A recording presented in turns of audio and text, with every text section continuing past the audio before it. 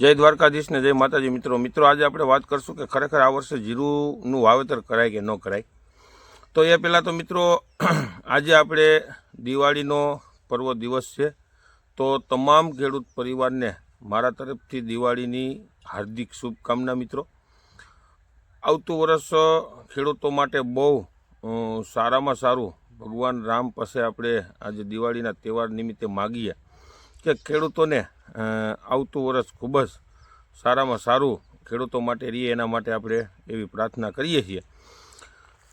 અને ખરેખર મિત્રો આ વર્ષે છે ને ઘણા બધા સોશિયલ મીડિયાની અંદર મેં જોયું છે અને ઘણા ખેડૂતોએ પણ આપણે ફોન કરતા હોય છે ને કહેતા હોય છે કે હિતેશભાઈ આ વર્ષે જીરાનું વાવેતર ખરેખર કરવું કે ન કરવું, કારણ કે ખેડૂતોને મગજમાં અત્યારે એક તો મોટામાં મોટો પ્રશ્ન હોય ને તો ભાવનો, કેમ કે જીરાની બજાર અત્યારે થોડીક ડાઉન થઈ ગઈ છે, એટલે ખેડૂતોને એવું મગજમાં આપણે રહીએ છે કે ભાઈ જીરાની અંદર ખર્ચો ઘણો બધો આવતો હોય છે અને જો ઉત્પાદન આપણે વાતાવરણ પ્રમાણે કાંઈ પ્રોબ્લેમ થાય અને આપણું ધાર્યું ઉત્પાદન ન થાય અને ખર્ચો ઘણો બધો આવી જતો હોય છે ને આપણે હામાં પોષણક્ષમ ભાવ જીરાના ન આપણે જડે તો ખેડૂતોના મગજમાં એવું આપણે હોય છે કે ખરેખર જીરાની અંદર તો આપણે નુકસાની જતી હોય છે।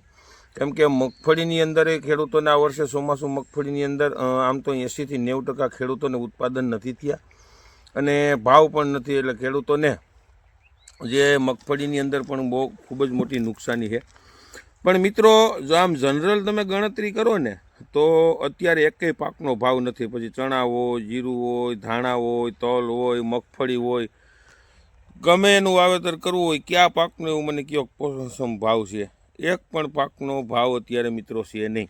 હવે દાખલા તરીકે જે વિસ્તારની અંદર થોડા પાણી છે એ વિસ્તારની અંદર ખરેખર જીરું વાવેતર કરાય। જીરાની અંદર ભલે ખર્ચો આપણે વીઘે 7,000 રૂપિયાની આસપાસ કદાચ મારા અંદાજ પ્રમાણે દવા દારૂ બી બિયારણ ખર્ચો તમામ મજૂરી સહિત આવતો હોય છે, અને પણ આ વર્ષે જે જમીનની અંદર વરસાદ ઘણા વિસ્તારની અંદર સારો એવો થયો છે, ઘણા વિસ્તારની અંદર ઓછો વરસાદ છે, પણ જીરું વાવવું હિતાવો છે, કારણ કે અત્યારે આપણે જો ભાવની ગણતરી કરીએ ને જીરું ન વાવીએ તો મિત્રો દાખલા તરીકે જ્યારે જીરું આપણે તૈયાર થાય અને ડિમાન્ડ નીકળે તો જીરાનો ભાવ 4,000 પ્લસ થઈ શકે। એટલે જો ચણાનું વાવેતર કરો, ચણા 20-22 મણ 25 મણ ચણા દાખલા તરીકે થાય તો તમને 1,100 રૂપિયાની આસપાસ ભાવ આવે તો પણ એ જ વસ્તુ થવાની છે, ભાવ તો હોય નહીં તો શું કરવું? એટલે જીરું વાવવું ખરેખર હિતાવો છે એવું કોઈ ખેડૂતોએ વિચારવું નહીં। જે સોશિયલ મીડિયાની અંદર ઘણા બધા વિડીયા આવે, ઘણા ખેડૂતના ફોન આવે એટલા માટે આપણે વિડીયો મૂકવો પડ્યો। ઘણા બધા એવું કહે કે આ વર્ષે જીરું ન હોય ને ભાવ નથી ને આમ છે ને તેમ છે ને, પણ મિત્રો ભાવનું કાંઈ નક્કી હોતું નથી। જે ખેડૂત મિત્રો જીરું વાવતા હોય એ વાવો, જે લોકોને ચણા વાવવો હોય ચણા વાવો, ધાણા વાવવો હોય ધાણા વાવો, જે આપણા મગજમાં જે આપણે વિચારવું વાવો। કોઈના આધારે, સોશિયલ મીડિયાના આધારે કે બીજા કોઈના આધારે હું વાવેતર કરું એ નહીં નક્કી રાખવાનું, આપણે આપણું મન જે કહે ને એ ખરેખર વાવવું જોઈએ।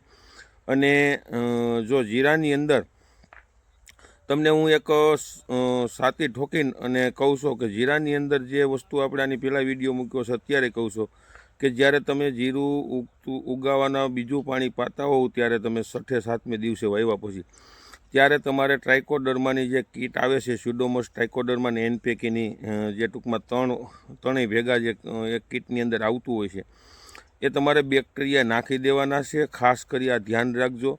સુકારાની અંદર સાતી ઠોકીને તમને કહું છું ખેડૂત મિત્રો, આપણે જે કઈ પ્રમાણે ટ્રીટમેન્ટ કરો, આગળ પણ વિડીયો જે બનાવી, સુકારો નહીં આવવા દઉં એ 100%ની જવાબદારી સાથે તમને કહું છું। સુકારો નહીં આવે ને નહીં આવે મિત્રો, કારણ કે જે ફ્યુજેરમ નામની ફૂગ છે એને જ આપણે અટકાવવી છે અને એ 100% જમીનની અંદર અટકશે। પણ વાવેતર તમારા જીરાનું બિયારણ, આ બધી વસ્તુનું જીરાની વાવેતર માટે કેવી ખેતી કરવી, આ મહત્ત્વની વસ્તુ ભાગ ભજવતી હોય છે। એ તમારે ખેડૂતોને બધું વિચારીને કરવાનું છે, કારણ કે તમે ક્યાંક ને ક્યાંક જે ભૂલો કરતા હો એની હિસાબે પછી ઘણા બધા પ્રોબ્લેમ થતા હોય છે।